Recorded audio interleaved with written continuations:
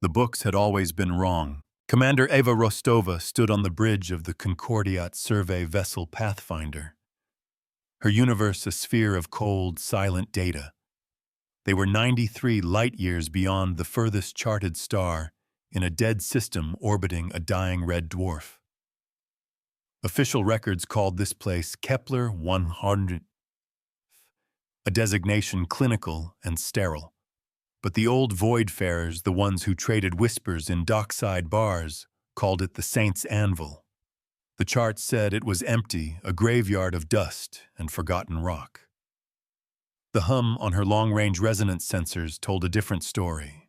It was a sound that should not exist in the vacuum of space, a vibration that felt less like energy and more like a held breath. For 3 weeks, the Pathfinder had traced the source, filtering out the groans of the system's dying star and the whisper of cosmic background radiation. They found it nestled in the Lagrange point of a shattered gas giant, a perfect geometric shape, a dodecahedron of impossible scale, its surface the color of unpolished silver. Sleeping arrays each miles across lay folded against its facets like the wings of some colossal insect. This was the source of the legend, the heart of the hum. Her tactical officer, Kenji Tanaka, leaned forward, his face illuminated by the green light of his console. Commander, multiple contacts just translated from FTL. No transponders broadcasting pirate ciphers. They're running hot. Rostova's jaw tightened. She knew the signatures without seeing them. Gilded scrappers, looters who flayed worlds for forgotten tech. They weren't here for dust and rock. They were here for the same reason she was. They were here for the Saint. The stakes had just escalated from a scientific survey to a potential confrontation over a relic of immense unknown power. Humanity built its house among the stars with numbers and steel. The scrapper fleet consisted of 5 ships, ugly asymmetrical vessels bristling with oversized weapon mounts. They were brutal tools for a brutal trade scarred by countless chaotic engagements. They ignored the Pathfinder, their attention fixed solely on the silent silver object. Their comms channels crackled with boasts and threats, a cacophony of greed polluting the quiet system. Rostova watched the display, her expression a mask of professional calm. Inside her mind raced, weighing Concordiat protocols against the unfolding reality. This was a first contact situation with a potential pre-diaspora artifact, a category of discovery that rewrote histories. Horizon. The ship's integrated intelligence spoke in the calm, synthesized voice that filled the bridge.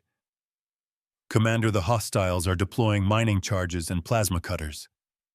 Their intent is unambiguous. They mean to breach the artifact's hull. Rostova's fingers curled into a fist. To see such a profound mystery met with a plasma torch felt like a sacrilege. It was the approach of a crowbar to a lock that required a key. She knew then that she could not simply observe. These pirates had no sense of reverence for the past. Ilara, maintain our position. Kenji, open a channel to the lead scrapper vessel. Standard Concordiat hailing frequency unencrypted, Rostova ordered. Her voice was steady, betraying none of her internal turmoil. Astrogator Vance acknowledged with a crisp nod, her hands moving deftly over her navigation controls. The ship remained perfectly still, a silent witness to the impending desecration. The scrappers were loud, their engine signatures flaring like angry wasps. They were about to learn that some things in the void were not simply there for the taking. The lead scrapper ship, a bloated vessel named the Gilded Maw, answered the hail. A distorted image of its captain appeared on the main view screen, a man with a scarred face and a cruel smile. Concordiat survey vessel, he sneered, his voice dripping with contempt. You are a long way from home, little bird. This is a salvage claim. Turn your ship around and pretend you saw nothing. Rostova met his gaze without flinching. This is Commander Eva Rostova of the CSV Pathfinder. This artifact is a protected discovery under Concordiat law. Your salvage claim is invalid. Power down your weapons and prepare to be boarded. The response was a bark of derisive laughter. Law. There is no law out here but the strength of your shields and the heat of your guns, the pirate captain retorted. The transmission cut out. A moment later, the gilded maw fired a warning shot, a lance of plasma that streaked past the Pathfinder's bow. It was a clear statement, a line drawn in the void. Rostova had her answer. The path of diplomacy was closed. The universe did not reward the timid. On a distant agricultural moon, a young girl traced a 12-sided shape in the dirt with a stick. Her grandfather sat beside her, his old eyes looking at the stars. They say the saint sleeps, he murmured, his voice raspy with age. Not a person you see, but a ship, an ark of judgment. It sleeps until the law is forgotten and the ledgers are unbalanced. Then it wakes to teach the numbers again. The girl looked up, her expression serious. Will it wake for us? She asked. He simply smiled. It wakes for everyone, child. When the need is greatest. Rostova turned away from the screen, her decision made. Horizon, what is the status of the artifact's energy readings? She asked. The AI's voice was placid. Unchanged.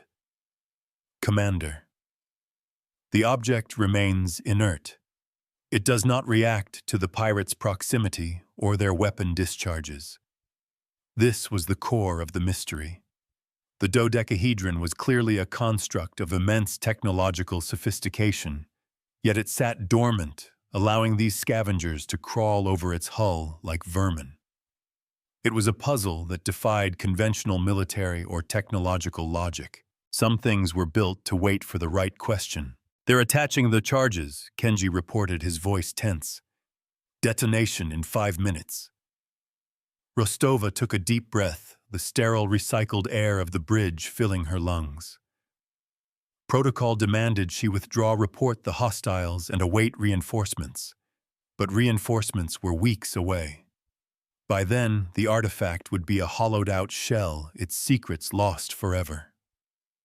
She looked at the silent shape on her screen, the geometric perfection of it, the quiet hum that promised something more. Her duty was to the Concordiat, but perhaps there was an older duty, an unspoken one to the heritage of humanity itself. She would not let this piece of history be destroyed.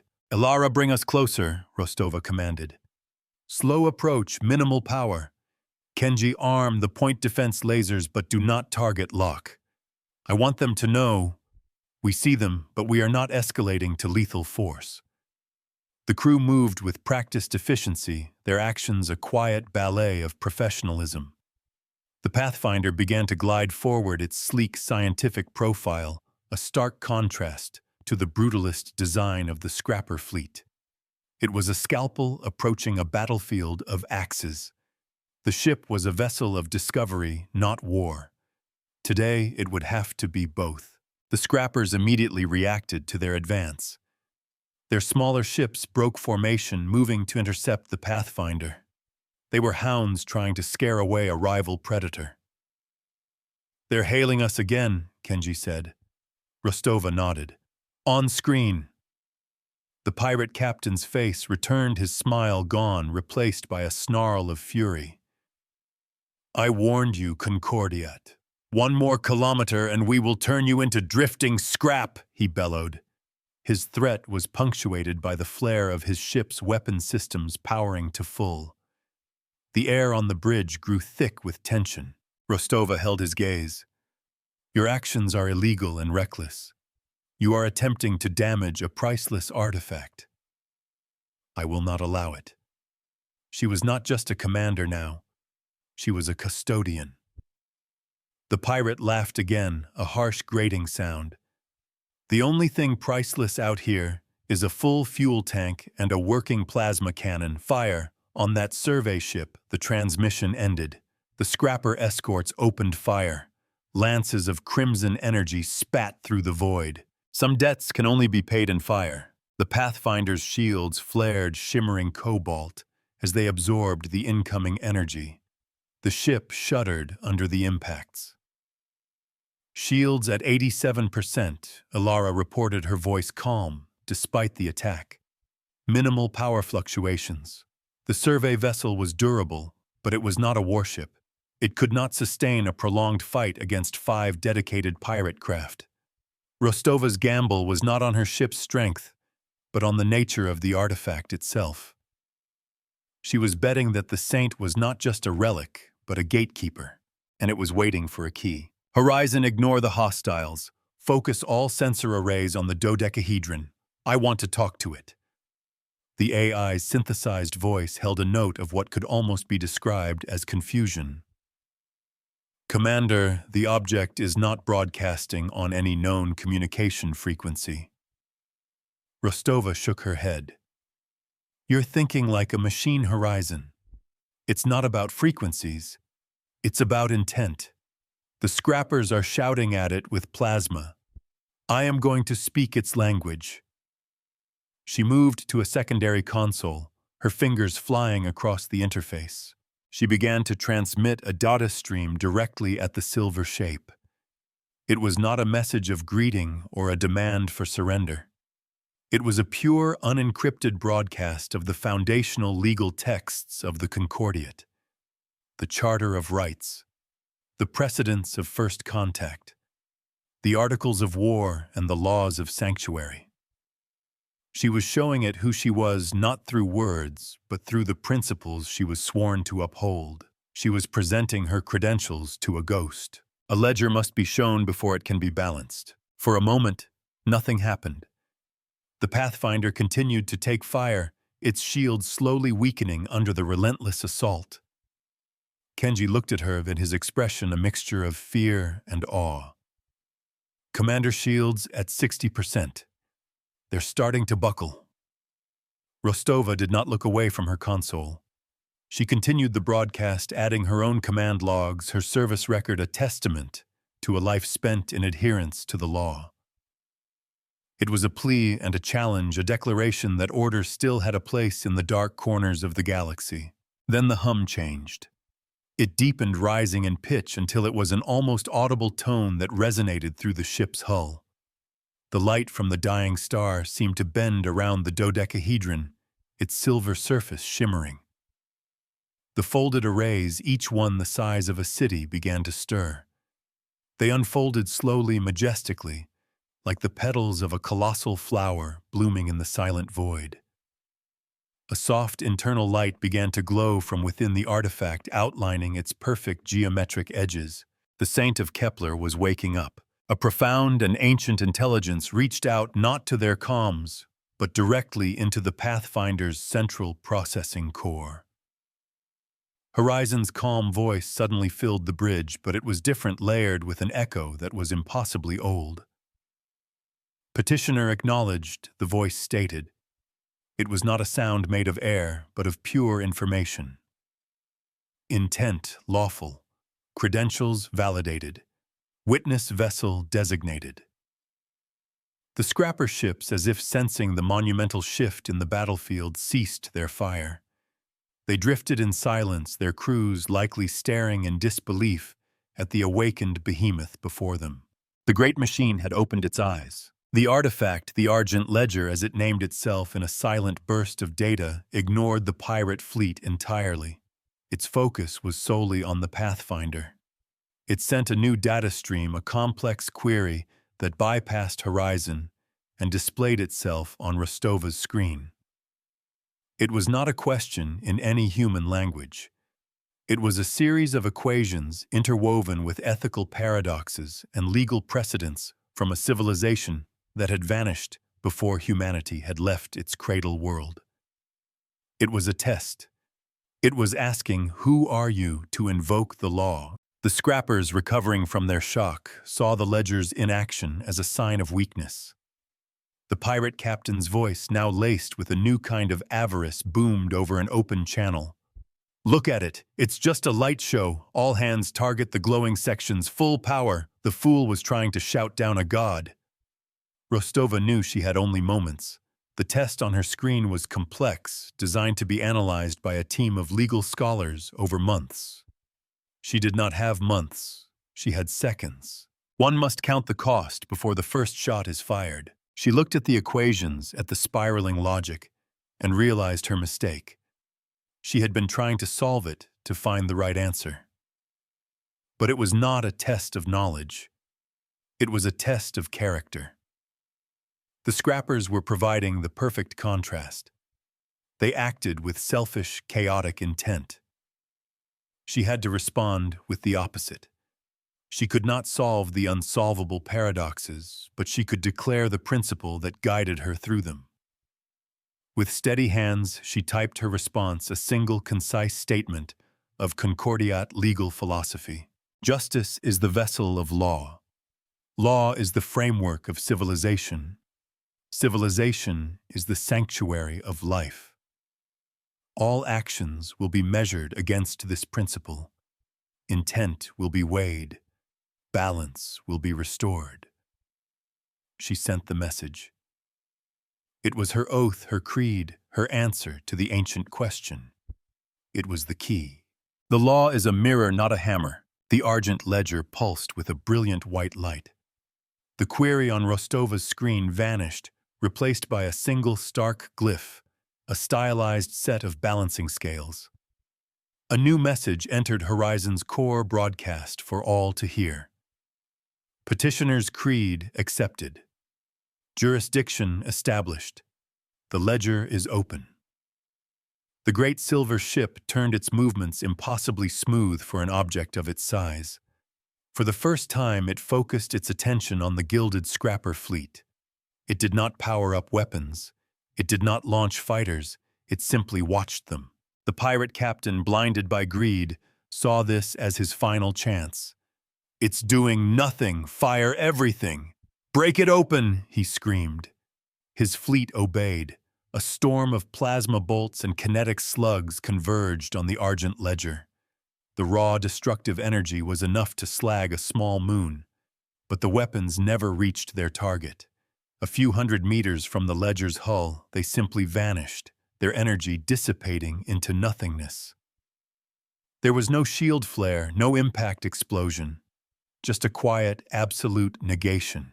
The universe remembers every transgression. From a dusty observation dome on a forgotten trade outpost, a lone technician monitoring deep space resonance patterns suddenly sat bolt upright. The anomalous hum he'd been tracking for weeks had just resolved into a coherent signal. It was a complex, repeating mathematical sequence, a broadcast of pure data that spoke of weights and measures of actions and consequences. He stared at his screen, his heart pounding. The old stories were true. He was listening to the ghost of an ancient law singing its song across the void once more. The argent ledger finally acted.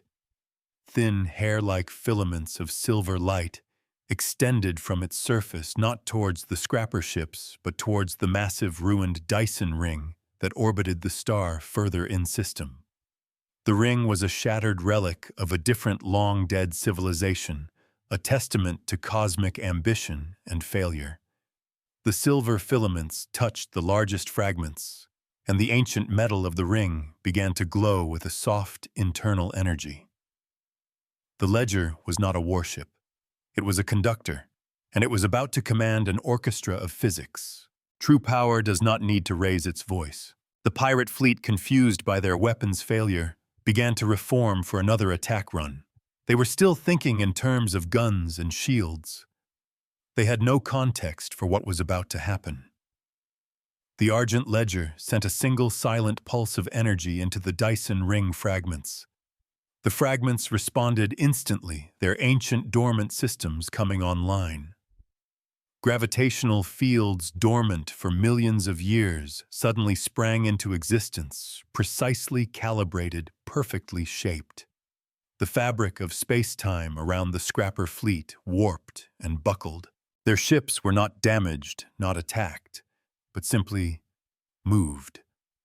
One moment they were aligning for an attack, the next they were tumbling uncontrollably, their navigation systems screaming as they were shunted into new chaotic orbits.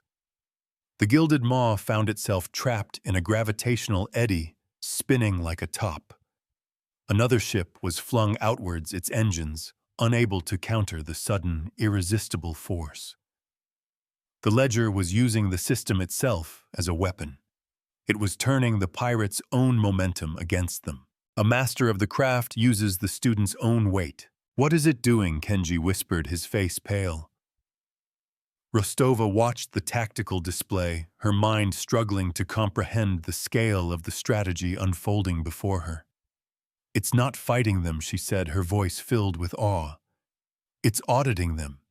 It's balancing the equation. They brought chaotic, violent energy into this system. The Ledger is simply giving it back to them, reflected and magnified." The pirates' own engine outputs were being mirrored by localized energy distortions. Their weapon charges were causing their own systems to overload. The Argent Ledger was a perfect mirror of intent. The scrapper fleet was neutralized without a single casualty. Their ships were intact but disabled, trapped in gravitational webs, or sent on harmless trajectories out of the system. The Gilded Maw floated dead in space, its systems fried by its own power surges. The pirate captain was silent, his threats reduced to the sputtering of a powerless ship. The Ledger had not destroyed them. It had simply removed their ability to do harm. It had rendered a verdict, and the sentence was impotence. The battle, if it could be called that, was over. The silver filaments retracted. The Dyson ring fragments went dark. The Argent Ledger returned to its silent, watchful state, its internal light dimming to a soft glow. It had awakened, judged, and acted. The Saint's anvil had lived up to its name. It had hammered the lawless into submission, not with fire, but with the cold, irrefutable logic of mathematics and justice. The system was quiet once more, the only sounds the quiet hum of the Pathfinder's engines and the frantic, useless hails from the disabled pirate ships. The cost of chaos is always paid in full. Rostova let out a breath she hadn't realized she was holding. Her crew was silent, stunned by the elegant, terrifying display of power they had just witnessed. Horizon's synthesized voice broke the silence. "Analysis: the artifact utilizes localized space-time manipulation and energy state mirroring. Its methods are non-destructive and precisely tailored to the aggressor's actions. This tactical doctrine is not present in any known database."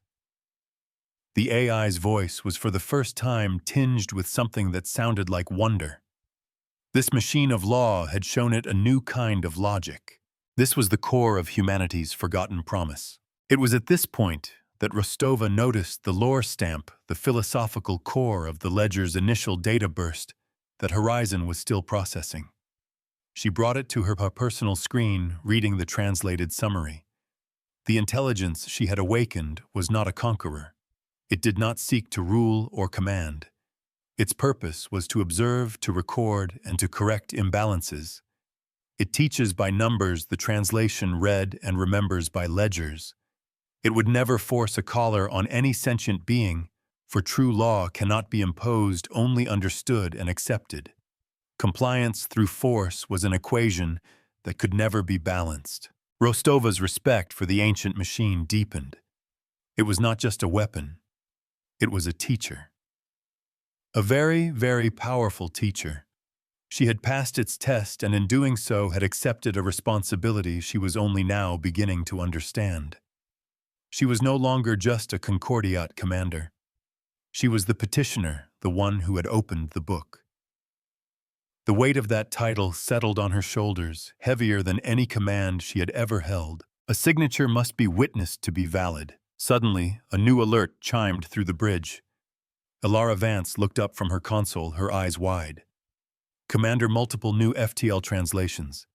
In-system bearing down on our position. They're Concordiat signatures, heavy cruisers." Rostova's heart sank. She had expected a report would bring reinforcements eventually, but not this soon and not this heavy. She recognized the ship classifications. This wasn't a rescue fleet. It was an interdiction force. They're hailing us, Kenji said, his voice grim. Priority 1 channel. It's Auditor General Kalen. Rostova straightened her uniform, her face setting into a professional mask once more. This new fight would not be against lawless pirates, but against the very law she had sworn to uphold. The screen flickered to life, showing the severe, uncompromising face of a man who saw the universe in shades of black and white. A man for whom rules were more important than justice. Commander Rostova. Auditor General Kalen began, his voice cold and sharp as broken glass. You are relieved of command. By the authority of the Concordiat Internal Audit, I am classifying this pre-diaspora artifact as an uncontrolled existential threat. Power down your vessel and prepare to be boarded. Your saint is now under quarantine. Kalen didn't see a miracle of forgotten law.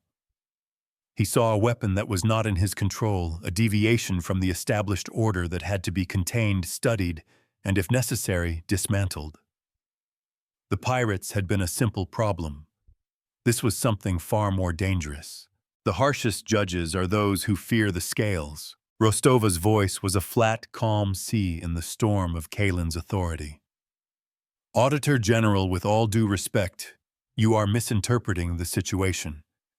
This is not a weapon. It is a legal arbiter of unprecedented sophistication. It has acted lawfully to defend itself and this system. Her words were a clear and deliberate refusal of his order. On the bridge of the Pathfinder, the air became ice. To defy an Auditor General was an act of professional suicide, if not outright treason. Dogma is the armor of a closed mind. Kalen's face, a mask of cold fury, remained impassive. Your interpretation is irrelevant, Commander. Your actions are a violation of Concordiat First Contact Protocol 7 Delta, which mandates immediate quarantine of any active pre-diaspora technology with weapon-grade capabilities. You have engaged an unknown entity.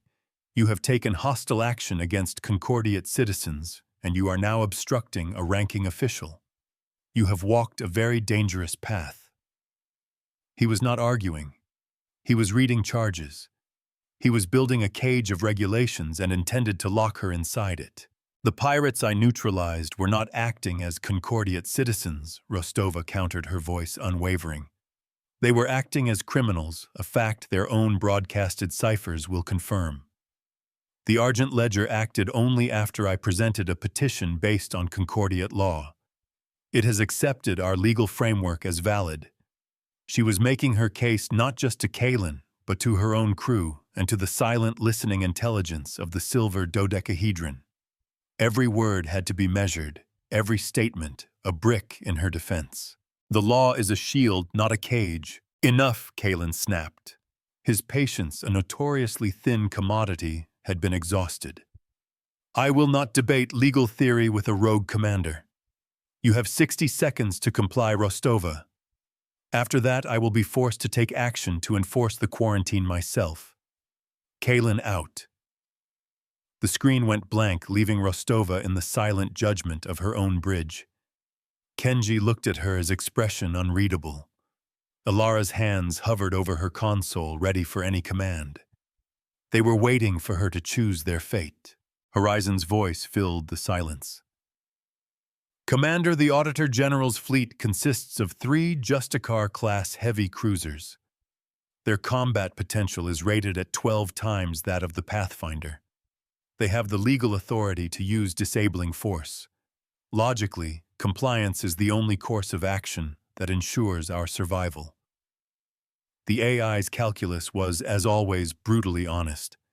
It was a perfect reflection of the tactical reality, but it could not account for the principle at stake. A number has no opinion.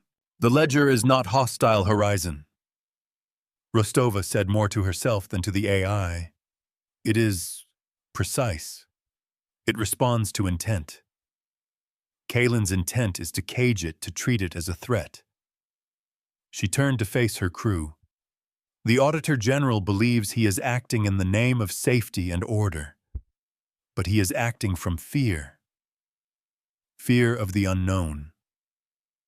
That fear will lead him to make a mistake. We will not comply. We will stand as witnesses to that mistake. She had made her choice. She would stand with the ghost in the machine. Her crew did not question her. They simply nodded their faces, grim but resolute. They had seen what the ledger could do. They had seen its elegant, non-lethal justice. They trusted their commander's judgment over the threats of a distant, angry official. They were no longer just a survey crew. They were the first acolytes of a new, ancient creed. The 60 seconds elapsed in silence, each tick of the chronometer a hammer blow, counting down to a confrontation that would reshape Concordiate law forever. Fear builds the highest walls. The comm channel crackled open again. It was not Kalen this time, but the captain of his flagship, the verdict. Pathfinder, you have failed to comply. Power down your systems and prepare to be boarded. I am launching marine shuttles. Any resistance will be met with overwhelming force. On the tactical display, 4 armored shuttles detached from the verdict, their engines flaring as they accelerated towards the small survey vessel. Kalen was done with words. He was sending men with guns to enforce his will. Rostova watched them come. Ilara, hold our position. Do not raise shields. Do not power weapons. Kenji stared at her, his knuckles white. Commander, they'll tear us apart. Rostova shook her head. No, they won't. The ledger is the custodian of this system now.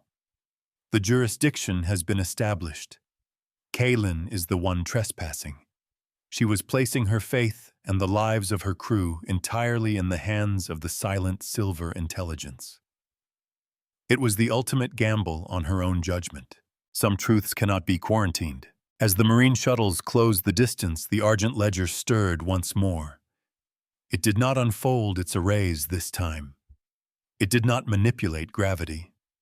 It did something far more subtle and infinitely more powerful. It began to broadcast.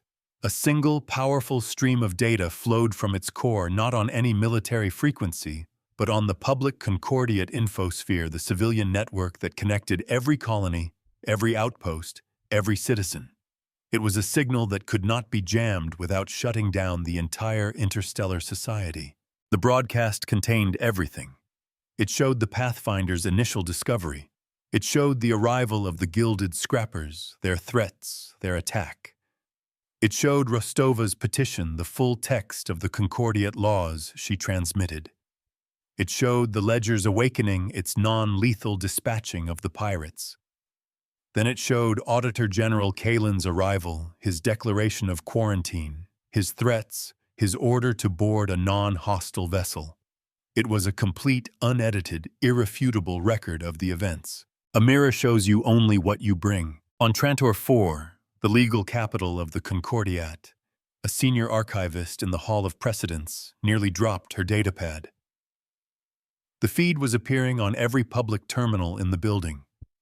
It was raw, unverified, but the data was clean, the ship logs consistent. She saw the petition, the response, the elegant, terrifying solution to the pirate problem. And she saw the Auditor General's heavy-handed response. A murmur went through the Great Hall as hundreds of legal scholars watched the events unfolding light years away in real time. A constitutional crisis was being born before their very eyes. The Ledger's broadcast did not stop there. It began a second concurrent data stream. This one was directed solely at Kalen's fleet. On the bridge of the verdict, every console, every screen was suddenly filled with data. It was an audit. The Argent Ledger was auditing the Auditor General. It cross-referenced Kalen's quarantine order with thousands of legal precedents highlighting every contradiction, every procedural overreach. It analyzed his command history, displaying past instances where his interpretation of the law had led to unnecessary conflict. The bookkeeper always knows the debt. The marine shuttles, now only a few thousand kilometers from the Pathfinder, suddenly lost power. Their engines sputtered and died. Their lights flickered out. They were not damaged, simply inert. The ledger had created a bubble of perfect energy neutrality around them, a space where their power systems could not function. It was a quarantine, but it was not for a weapon. It was a quarantine for an illegal act. The great machine was teaching the auditor the true meaning of the word. Aboard the verdict. Kalen watched in stunned silence as his own legal justifications were dismantled line by line on his own bridge displays. The ledger was using the Concordiat's own laws as a scalpel, dissecting his authority with surgical precision. It was not an attack of energy or matter, but an attack on the very foundation of his power, his supposed mastery of the law. He was being outmaneuvered, outthought, and outlawyered by a machine that had been silent for 1,000,000 years. Wisdom is knowing which rule to break. What? What is this? Kalen stammered, his voice for the first time laced with uncertainty. His subordinates stared at their screens, their faces a mixture of confusion and dawning horror. They were witnessing their commander being legally stripped naked in front of the entire Concordiat. The broadcast was relentless, a cold, logical cascade of facts and figures that painted Kalen not as a defender of the law, but as its overzealous and fearful abuser. Rostova watched the disabled shuttles drifting harmlessly in the void. She opened a channel to Kalen, her voice calm and measured. Auditor General, your boarding party has been detained. Your legal authority in this matter has been challenged. The Argent Ledger has submitted its evidence to the court of public opinion. I suggest you stand down. She was no longer a subordinate defying an order. She was an equal, a petitioner backed by a power that Kalen could not comprehend. The scales do not care who places the weight upon them. Kalen, his face pale with rage and humiliation, stared out at the silver dodecahedron. He had been so certain of his righteousness, of his authority. To be undone by a silent machine and a low-ranking survey commander was an insult he could not bear. In that moment, his fear and his pride overrode his reason. He made the mistake Rostova had predicted. He chose to escalate beyond the law. All ships, he snarled, his voice a low growl of pure fury. Target that artifact. Fire a warning shot. A single turbolaser discharge. I want to see if it can audit a hole burned through its hull. His officers hesitated. To fire on a potentially sentient, non-hostile entity that had just demonstrated a profound understanding of Concordiat law was a monumental step. But the habit of obedience was strong. On the lead cruiser, a heavy turbolaser turret swiveled to face the ledger. The first casualty of fear is always reason. A brilliant beam of concentrated energy, a spear of pure destructive power shot across the void. It moved at the speed of light, aimed directly at the heart of Farden, of the Argent Ledger. But it never arrived. Just as with the pirate weapons, it simply ceased to exist a few hundred meters from the ledger's surface. For a heartbeat, there was silence. Then, from the very spot where the beam had vanished, an identical beam erupted into existence. It was not a reflection.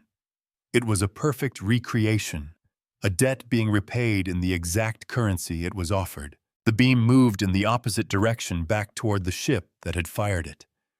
The cruiser's shields flared violently as they struggled to absorb the energy of their own weapon. Alarms shrieked across the bridge of the verdict.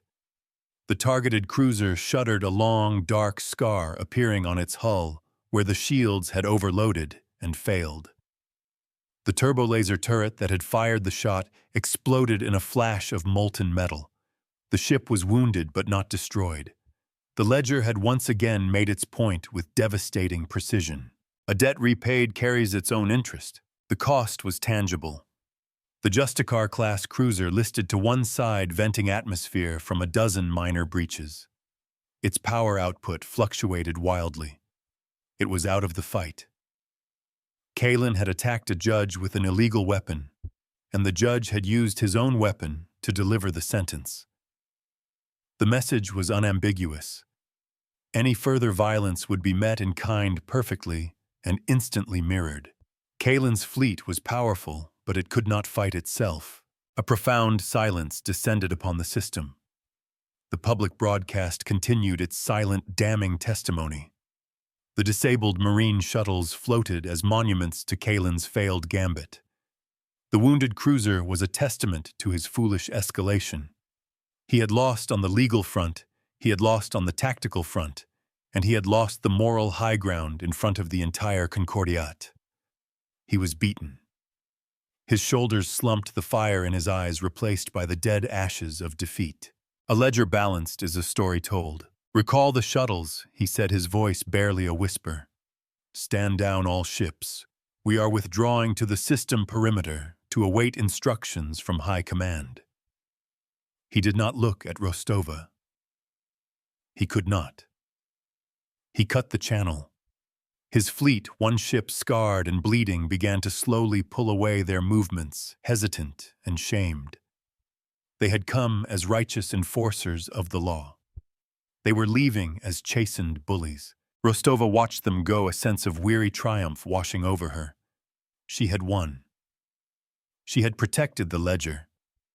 But she had also broken her oath, defied her superiors, and started a fire that would burn through the highest echelons of the Concordiat. Her career as she knew it was over. But a new path, a far more important one, was just beginning. She had become the voice for the silent judge of the void. A new key must be cut for a new lock. Weeks passed. The system around the Saint's Anvil became a hub of activity, but it was not the chaotic scramble of a military quarantine. It was a careful, respectful pilgrimage. Legal scholars, historians, and philosophers arrived on unarmed ships, their requests for audience transmitted respectfully to the Pathfinder. Rostova, acting as an intermediary, found that the Argent Ledger was willing to speak to those who came with questions instead of demands. It shared slivers of its vast knowledge, ancient legal precedents, that humbled the greatest minds of the Concordiat. The public broadcast from the Ledger had sent shockwaves through the government. Auditor General Kalen was recalled and censured, his career ending in quiet disgrace. A new precedent was being drafted, the Rostova Doctrine, establishing protocols for interacting with lawful, sentient artifacts. It was a law built not on fear, but on respect. Rostova, far from being court-martialed, was hailed as a hero. She had held the line not just for an artifact, but for the soul of Concordiat law itself. Every story ends, but the book remains. She stood on the bridge of the Pathfinder, now a permanent fixture in the system, the unofficial embassy to an ancient power. Horizon's voice, now her constant companion and advisor, spoke. "Commander, a new query has been received from the Argent Ledger. It is not a legal problem. It appears to be a question.